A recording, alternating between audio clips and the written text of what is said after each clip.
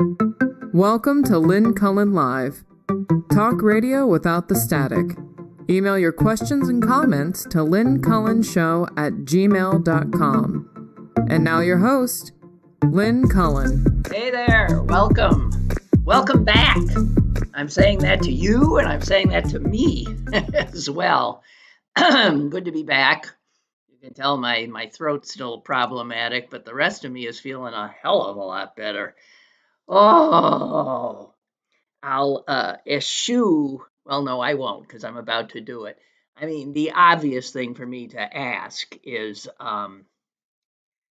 so did anything happen while I was gone? God. But you know, we live in a crazy time when a year's worth of big events and breaking news of gargantuan what girth. That's not really the word I was looking for. Um, happen every day. Yeah, it's good to be back. But boy, did I need that break. And I just want to say, I recommend, I recommend to all of you fellow news junkies that living in this crazy time really can take us down, the weight of it. And I feel much lighter now, and I hope, dear God, to hang on to, I think, a slightly better perspective that I have gained through stepping back a little bit. You know what I found out? This is really astonishing. If I'm not on top of everything that's going on in the country, in the world, you know what? It doesn't matter. It doesn't matter. It still keeps happening, whether I know it or not. My ability to change 99.9% of these events is, doesn't exist. And we've been, I think, trained because it's possible to want to know things immediately. You know, we want our, if you have a hankering for a thing, you can get on the internet and it can be at your door almost immediately. We're so conditioned to quickness and immediacy, and we think there's a value in that. I suspect not much, if any, and sometimes it's detrimental. So if I find out that some kid from Bethel Park tried to assassinate Donald Trump 4 hours after the event, what difference does it make? None. None. In fact, though, that's not the case. I saw the breaking news almost immediately, even though I was tuned out. I was on my phone at the time texting somebody, and bango, it came up. You know what occurred to me? What is it? I mean, the mass murderer who's mowed down all those wonderful Jewish folks at Tree of Life, he was from the South Hills, right? I don't know what's going on out there. I'm just saying, you South Hills folks, living in some weird place. Nah, it's not fair. I know. But it did occur to me. I have little to say about that. I am actually seriously, honestly glad that he was not killed because I think that would have created a, more of a roiling cauldron of craziness and conspiracy theories than we currently inhabit. Um, but God, geez, a lot did happen in the last 3 weeks. And I'm glad to see that Joe Biden took my advice. He dawdled a little bit, 'tis true. But even the more I think about that, we Americans, again, where in one instance we value speed, in the other, we have become immune to the absurdity of how long our electoral cycle lasts. So there's something really invigorating and wonderful about essentially having a 3 month instead of a year and a half election cycle. Uh, the rest of the world generally operates in that kind of a time frame, if not even shorter. And I think it's good. Less mischief can occur, um, and the fact is Kamala and the speed with which the party has coalesced behind her right now has the Trump campaign, I'd say, a bit on its what is that phrase? Back feet, hind legs, the ropes. They're a little, yeah, destabilized. They had a plan. They knew who they were running against, and we completely pulled the rug out from under them. So that's wonderful. Um, and I, like so many others, I think, are feeling uh, so much more hopeful and energized, and all that is good. Now, you, I think, might remember that I was not wild about Kamala, but I love her now. I love her. She's who we got, and she's who we're going to win with. I happily watched not 1 second of the Republican convention. Those of you who did, I do not know where you get your tolerance for the unbelievable infantile spectacle that I understand ensued. It's hard not to cringe when you think of other nations who would look at that and see, Hulk Hogan and that other nitwit, the guy who introduced, I guess, Trump. I mean, it's and what, Kid Rock. It's just, it's so embarrassing. It's just so embarrassing. Yeah, a lot happened. A lot happened. But again, I tell you, you catch up real fast if you want to. And I've also realized that when I read the newspaper, so much of it, so much of what the mainstream media and cable, yes, all of them, what they do is not report the news, but rather engage in speculation. That's what they do.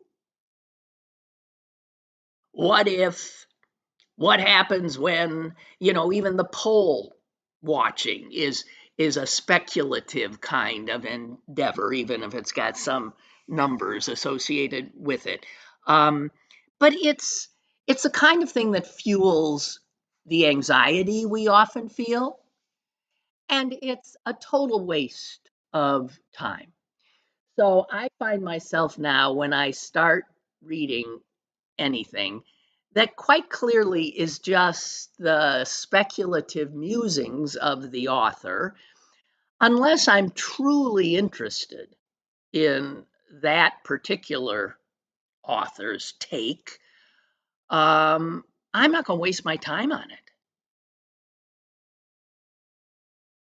Again, it'll come. Whatever we have to deal with comes.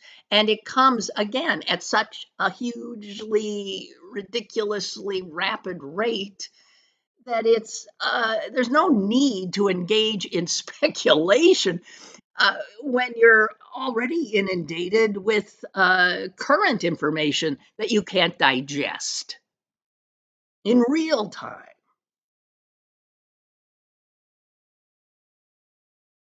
I'm reminded of that great Yogi Berra quote, among many. It's tough to make predictions, especially about the future. Yeah, there you have it. So don't waste your time with it. Oh,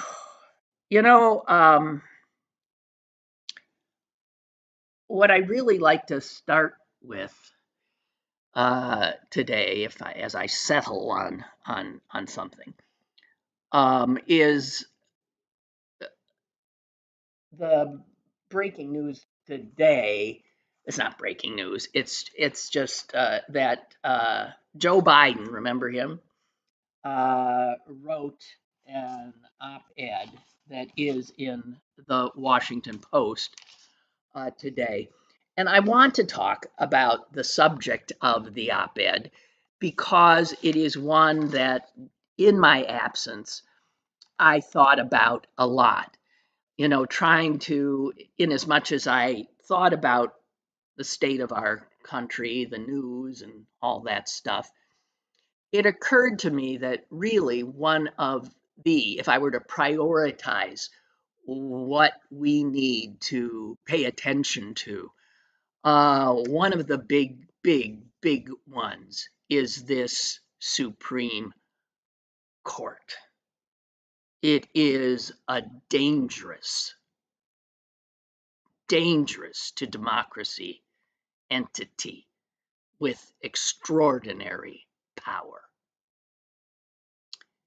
And they keep giving themselves more power.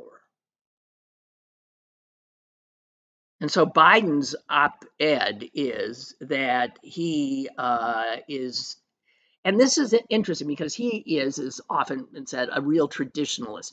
He's never for tinkering with what is.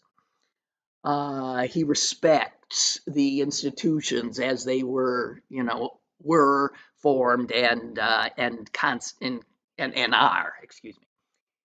But he, in this op-ed today, endorses truly changing the Supreme Court, applying term limits to the justices, calling for no justice serving more than 18 years. And he also endorses a binding, enforceable code of ethics. He's also pushing for a constitutional amendment that would prohibit blanket immunity for presidents, which obviously is a direct response to the outrageous immunity decision that came out of this court. And it is that decision that has been troubling my head, even as I tried to shield it in my in the respite that I took. Now, the odds of a constitutional amendment like that passing, given our current political climate, slim to none, obviously, none being where you'd put your money. And even the term limits, a binding ethical code, all those things would be extremely difficult to do, but boy, are they necessary. Because this court clearly sees itself as something apart from the rest of our democratic system. It sees itself as not subject to that separation of powers that is the absolute foundation of what our government rests upon. I mean, remember that they actually created out of whole cloth a decision which said that official acts by any president are entitled to absolute immunity from criminal prosecution, which is giving a free pass, get out of jail, free pass to any president. And as to what is official and what is not, who gets to decide? The court in its wisdom said, we do.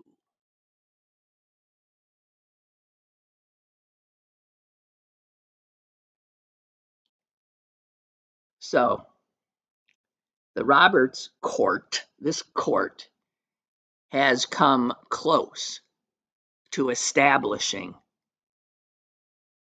an executive. We used to call them presidents. Maybe the court will agree they should be called emperors. It has established a presidency, an executive branch that is beyond pretty much the reach of the law, inasmuch as the court itself determines. Now, here's how scary this is, in case it doesn't. I mean, it's just mind blowing. And I want to just specifically read to you something that I thought boils it down so beautifully. It was written by Adam Serwer in The Atlantic, and he said this: the Trumpist justices on the Supreme Court had a very serious problem. They needed to keep their guy out of prison for trying to overthrow the government. The right-wing justices had to do this while still attempting to maintain at least a pretense of having ruled on the basis of law and the Constitution. So they settled on what they thought was a very clever solution. They would grant the presidency the near unlimited immunity Donald Trump was asking for, while writing the decision so as to keep the power to decide which presidential acts would be official and thus immune to prosecution and which would be unofficial and therefore not. The president is immune, they wrote, but only when we say he is. The president might seem now like a king, but we, the justices, can withhold the crown.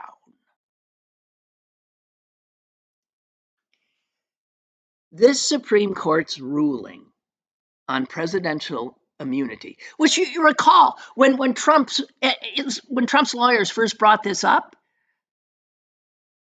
everybody laughed. It was the audacity of it. The audacity of it was like a joke, a bad joke.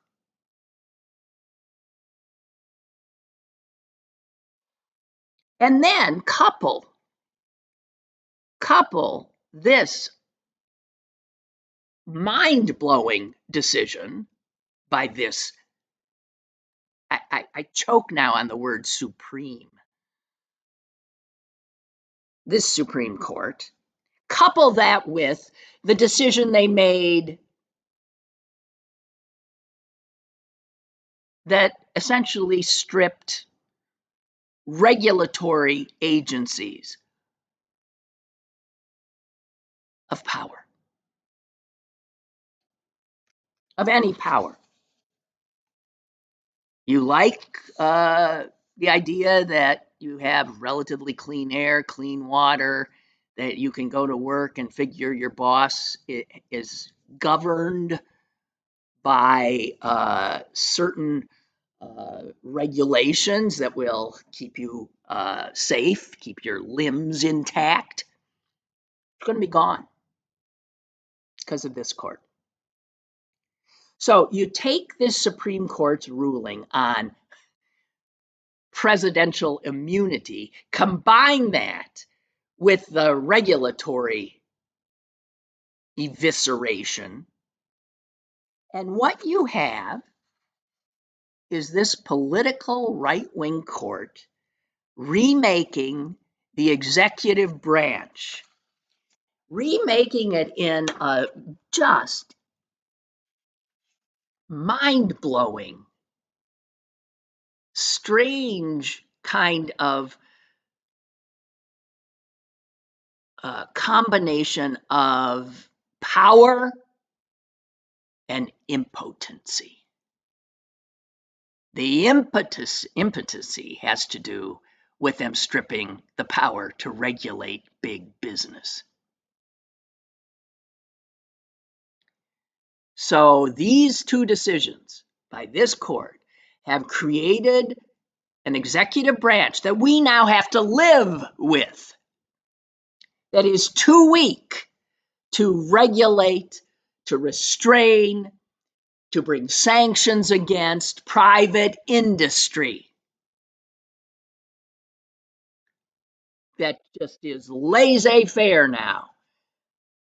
Capitalists can do whatever they damn well please. But the president, that's where the power will be.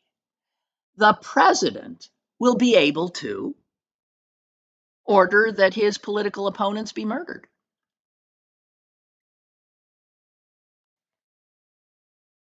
Yeah.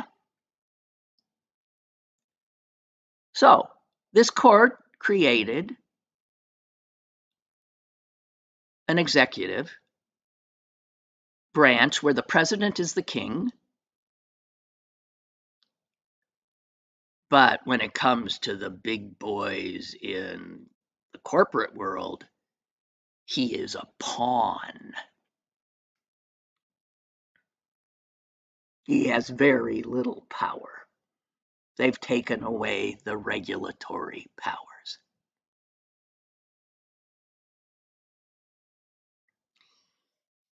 And Sewer goes on to say, this is not only just noxious on no matter how you approach it, but he says they were too clever by half because they seem to believe that when a president goes too far for their tastes, they can then declare that, I'm sorry, you are not immune, and they will constrain this runaway president. But you see,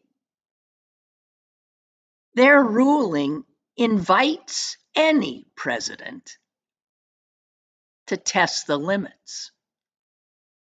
And by the time a rogue president, let's see if you can imagine one in your heads, a rogue president goes too far, maybe assassinates too many people, trods on too many laws,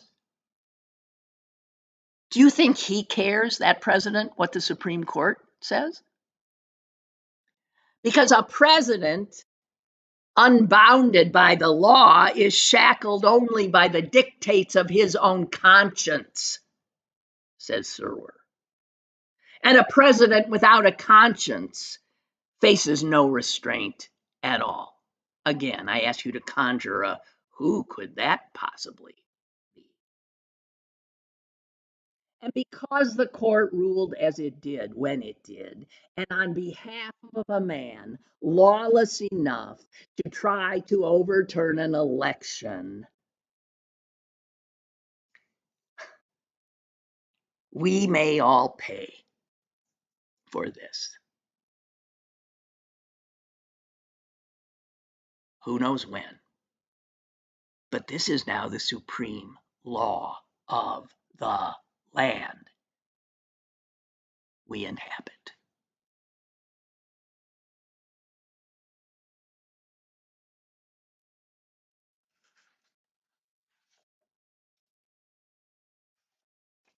Just a few more words from Serwer and then I'll stop.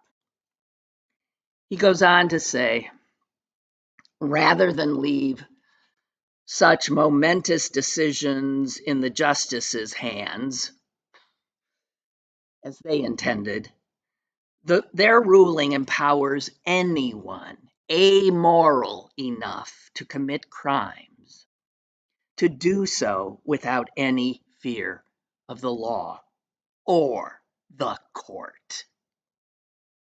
The decision implies that this immunity would extend to anyone acting on the president's orders, meaning that because of this ruling, any president is now free to not only commit crimes, but to turn the federal government into a criminal enterprise. Now, can you imagine that?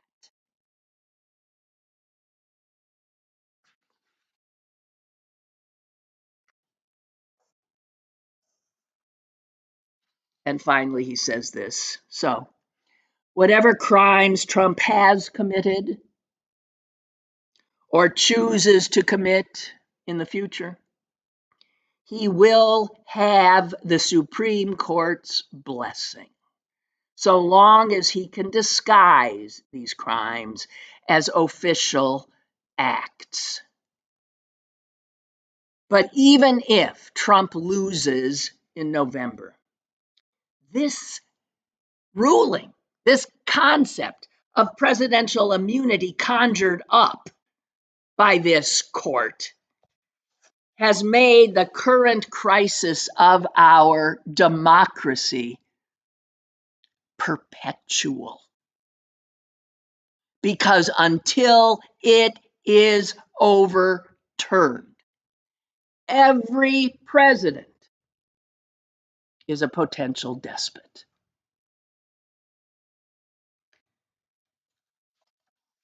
And that is why Joe Biden today calling for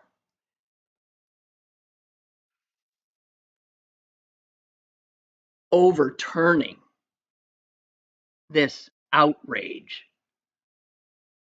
creating a constitutional amendment that again reiterates that no one is above the law, including the president. I mean, you will even recall, remember when, for instance, Republicans voted in the second impeachment against impeaching Trump. Mitch McConnell, who knew he was guilty, thought he was guilty, said he was guilty, he voted to acquit and said this: we have a criminal justice system in this country. We have civil litigation, and former presidents are not immune from being held accountable.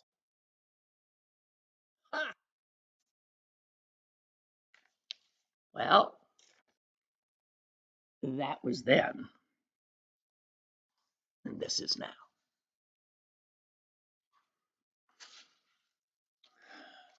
So I did want you to focus on that. It is mind-bogglingly consequential. So is a lot of other stuff, but that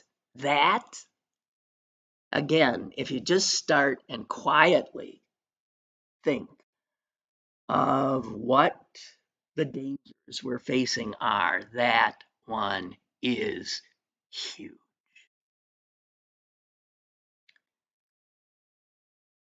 Just a reminder that if you have not subscribed to the show, Lynn Cullen Live, on YouTube, I would be most appreciative if you would.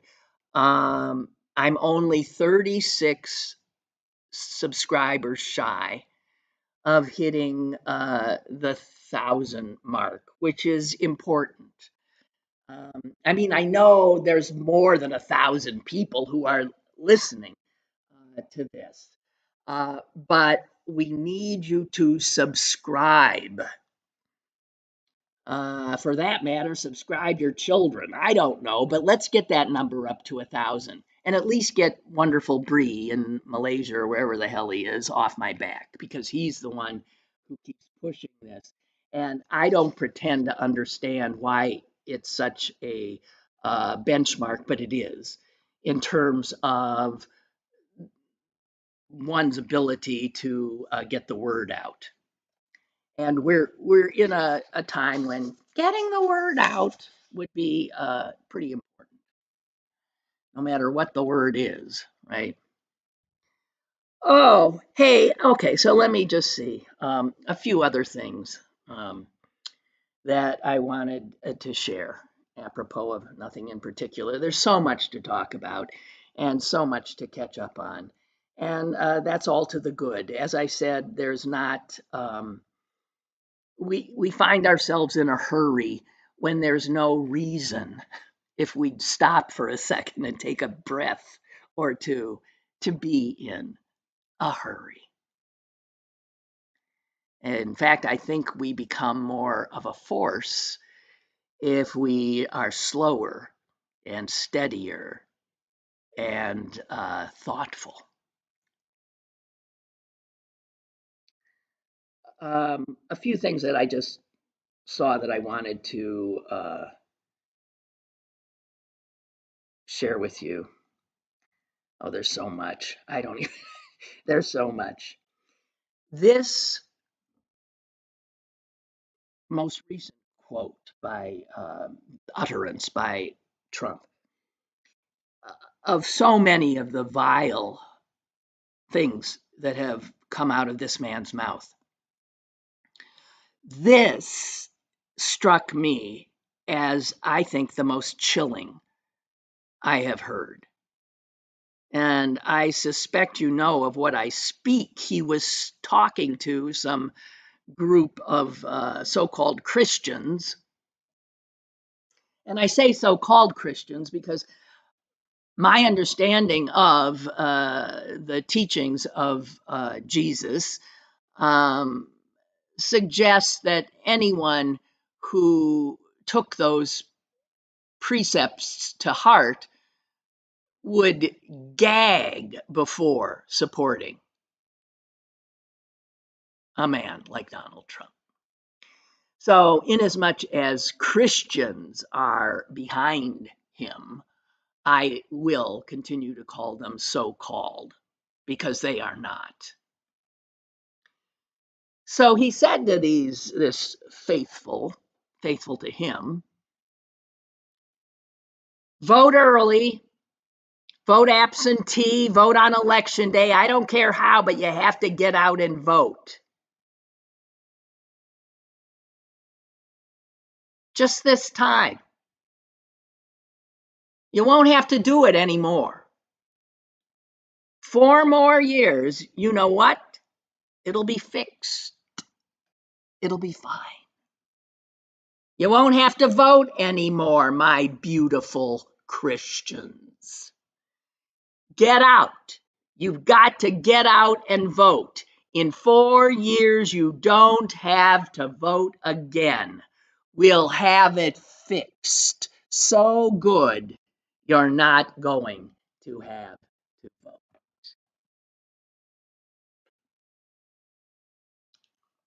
Whoa.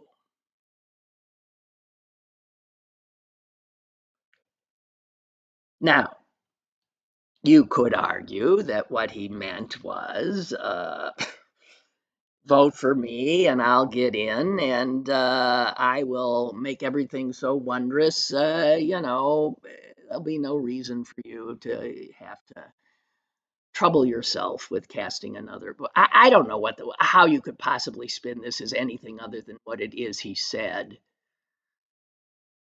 that he will fix things so that they won't have to vote again. It is chilling.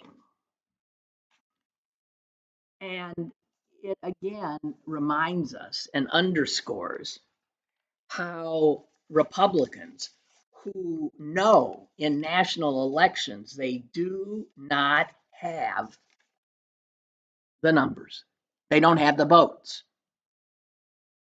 Most Americans don't want to buy what they are peddling. So, what Republicans do is try to keep people from voting. A certain kind of people they try to keep from voting. And that is going on right now in Republican-controlled states, which I remind you is, I believe, half the states. Let's just look at Florida, because in Florida, DeSantis signed legislation that put unbelievable monetary fines on anyone daring to try to register voters. Do you believe that? I mean, my mom was in the League of Women Voters, and one of the things they did when I was a kid, I remember, is trying to make sure that people were registered and understood that they had this incredible right / responsibility that gave their voice power. And Republicans are going to criminalize the kind of work that the League of Women Voters do. The Florida law, understand, imposes criminal penalties for, let's say, let me look at some of the here, I got it. Criminal penalties. Anyone who would sign up voters and then deliver the collected signatures and applications to election officials. That's a crime. That's what the League of Women Voters did. It's a crime in Florida. It allows fines for up to $2,500. That's one of the little ones. If a registration form contains a mistake, can you imagine?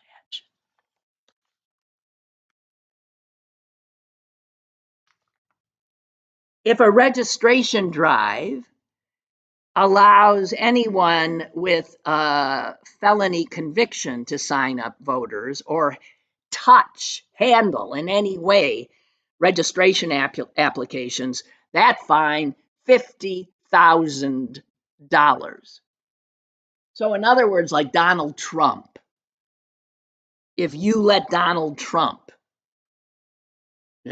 deliver some applications, you could be fined $50,000 because he is a convicted felon. What is the result of a law like this? That, believe me, is not just in Florida. This is what red states are doing.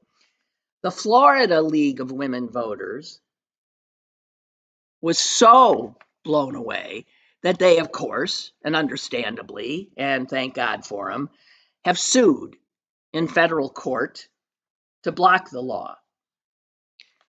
Now, they did that. The law is from, I guess, the end of last year. The suit was filed almost immediately. There already has been a trial, and now we're waiting on the ruling. Again, sort of like waiting on the immunity ruling. It's like, yeah, what's there to wait about? It's so absurd. Of course it's not constitutional. Of course it's not constitutional. But with the judiciary we have now, that Trump spent a lot of time packing with his folks, we don't know how these things come down anymore. In Kansas, the groups that would normally do this kind of thing have stopped altogether. There was a group in Kansas called, let me see what it is, Loud Light, and it was created to mobilize younger voters. It's been operating for 10 years. And the head of it said, in 2020, even during the pandemic, we managed to register nearly 10,000 Kansans to vote, people who had not voted before.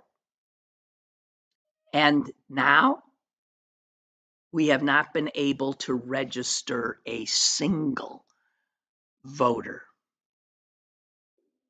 Because in Kansas, they have made a law that is so draconian that you'd have to be very brave or very deep-pocketed to try to register voters, because they could come at you whether you in fact had done anything wrong or not.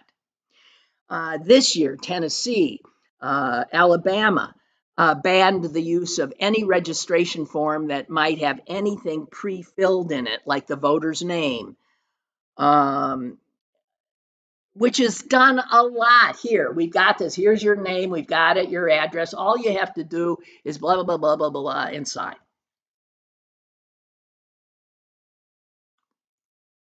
Missouri has these kinds of laws. Alabama has these kinds of laws. And what people who have done this, how many times have you, I remember when we used to do the show from downtown, and I would be standing at the bus stop, and there'd be people walking around with, voter registration, trying to get people to vote, helping people vote that otherwise wouldn't take the time to do it.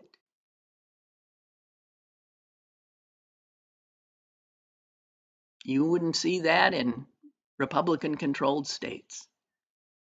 It's a felony. Can be. So the president of the University of Florida Democrats, college Democrats, said this: we have to tell every volunteer who wants to help register people that if they screw up, there could be a $50,000 fine. And people are simply intimidated. Well, yeah. So that's what Republicans do, because they do not have the numbers. They just don't.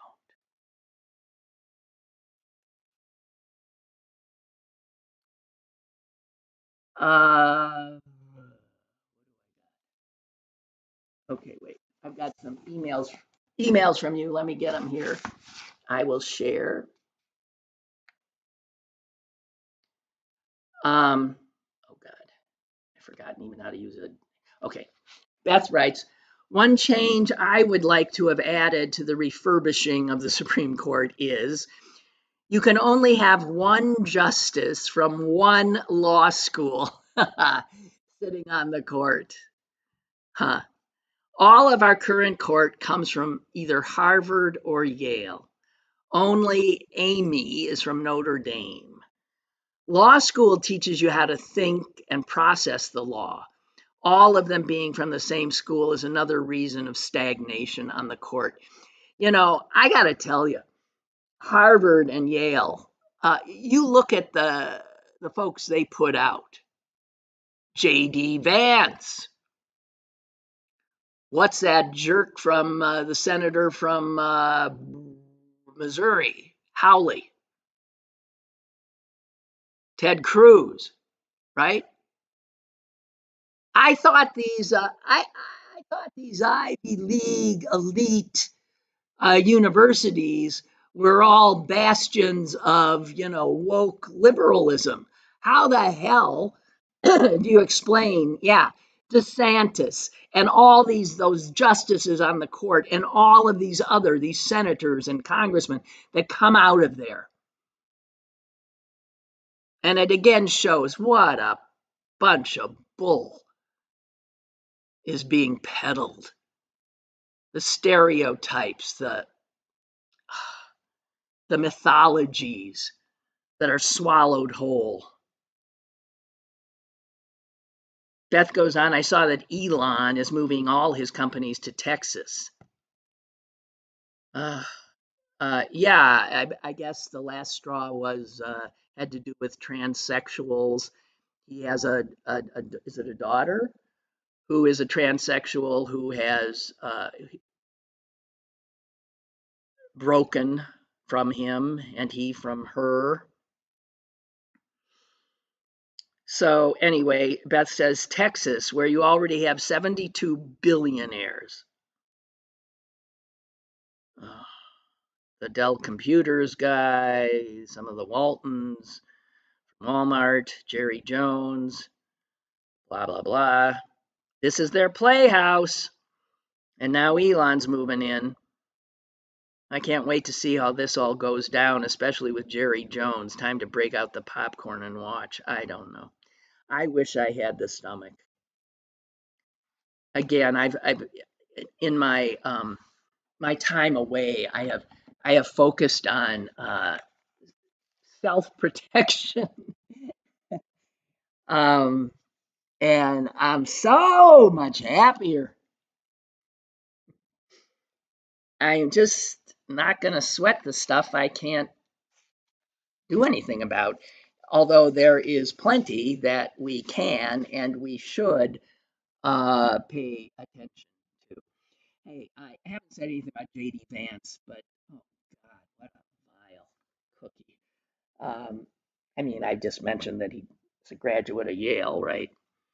I saw this wonderful line that somebody had written when his book, which thank God I never bothered to read, Hillbilly Elegy, came out, which is, of course, about his hardscrabble beginnings and the hell of the poverty and the opioid epidemic and, the hollowing out of middle class life in mill towns, steel towns all over. I mean, it's a story we certainly are aware of here. And in this critique, and I'm sorry, I don't know who wrote it. The critic points out that after JD manages to get and I'll give him credit. He managed to come out of that and end up on scholarship at Yale Law School. And there was no stopping him after that. So he had his Yale law degree, he had a beautiful new wife who also had a Yale law degree, and they go west, I guess, to Silicon Valley, I don't know, and they start making the money. He's making tons of money, and that's when he writes the book, Hillbilly Elegy, which becomes a runaway bestseller. And here's one of the critiques, which I think is it's just such a it's so good. The critic says that Vance writes with the smugness of a man who escaped a shipwreck and now has some thoughts on the swimming techniques of those who drowned.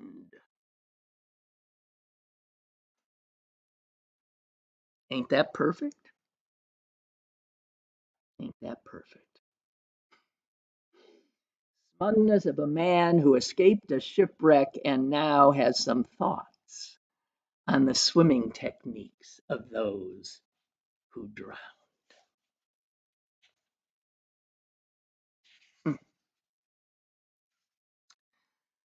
Um, Also, another great thing about Biden bowing out is, of course, that now all the talk about cognitive decline and being too old uh, applies only to one of the candidates. And that would be, of course, Donald Trump. Um, and I had seen somewhere where, Tom Nichols, and this is, I think, before Biden even dropped out. It is before Biden dropped out. Tom Nichols, one of my favorites, writes in The Atlantic. Former Republican, by the way. I find so many, and I've said this before, so many of the people whose writing and thoughts I value now are former Republicans. And again, writing before Biden stepped aside. Trump is mentally and emotionally unwell. And the real tragedy is that in a serious country, Biden might step down without incident and a normal race would continue because decent people would have banished Trump from the public square long ago. I remember back in the day when Chris Potter, who was then the editor of City Paper and now is at WESA, doing fine work if you don't follow their news output. I remember Chris Potter, God, years ago, saying unhappily, we are an unserious people living in very serious times. That he said that, I mean, way before all of this that we're dealing with. But that's where being unserious gets you. It gets you to a place like this that we're in now. And one other item, I think it was it Biden who is still, well, he is still president, what am I saying? But before he dropped out, and when the attempted assassination, he said that which is said all the time when these things happen, and it drives me crazy, and we need to stop it. He said, "This is not who we are. This is not who we are as a nation." That's bull. That's like a Trumpian lie. It is who we are as a nation. Good God. We assassinate or attempt to assassinate politicians and presidents all the time. We are a violent nation. Death threats are now just part of the job of anyone who is a member of Congress or of judges or of somebody who just volunteers to work overseeing an election at the local level. It is who we are as a nation, and we have got to stop saying that. It's amazing. It's human nature, I know, to create these, these mythologies that are aimed at assuaging our fears.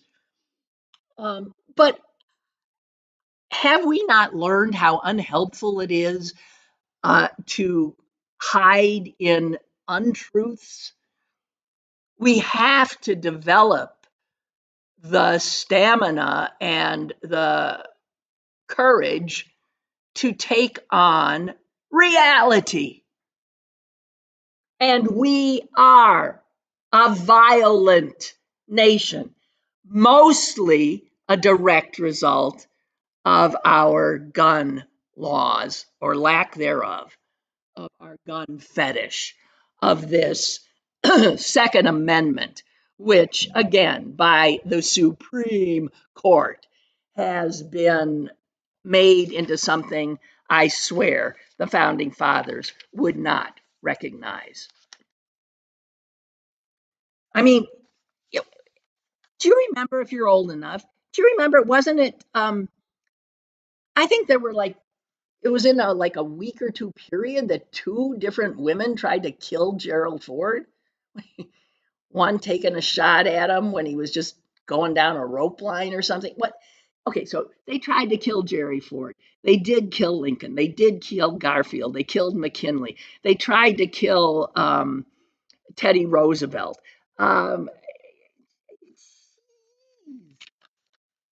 Teddy Roosevelt was giving a speech in Milwaukee, I think, and it was a long speech, and he had it, I guess, in his breast pocket or something. And there were so many pages that the bullet got slowed down and sort of, stopped essentially by his speech. And even though he was, I'm sure, rattled and I guess slightly injured, he went and he gave that long speech. Anyway, Martin Luther King, Robert Kennedy, Harvey Milk. Remember what happened to Gabby Giffords? Okay, all of that. Speaking of Gabby Giffords, one of the things I haven't talked about is who will Kamala's VP choice be. But see, this enters that realm that I've decided is such a waste of time. Speculation. Who knows? She'll pick somebody. They'll be wonderful because all the people she's got in that we've been told are possible, they're all really good. So I'm not going to engage in that speculation. I will tell you that there was something online, I think it was from the Washington Post, where you answered a bunch of questions about what you thought would be a good choice, the qualities, the experience, la-di-la-di-da, the geography of it, whatever, of who you thought would be a great choice. And according to that, whatever algorithm that was, the candidate that best fits all the things I thought would be important was Gabby Giffords' husband, Kelly, Senator Kelly. I don't know. He's not much of a barn burner he's not a great speaker, but again, I have to say, they all are wonderful as far as I'm concerned. I think I be done. Allison has this just to end. Did the people who paid for the golden tennis shoes with promised delivery in July ever receive them? That's a good question. Get somebody on that. What do you think? What do you think? What do you suspect? Hey guys, thank you so much for being here. It feels good to be back, and I'll be here again tomorrow. And I guess it's Tuesday, right? So Susan should be joining us. Thank you so much, and have a good one. And toodaloo. See if I remember how to get off this thing.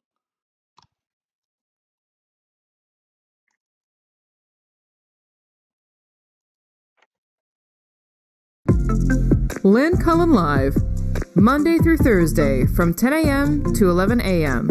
and archived at pghcitypaper.com. The opinions expressed on Lynn Cullen Live are those of the host and do not necessarily reflect the viewpoints of Pittsburgh City Paper or its advertisers.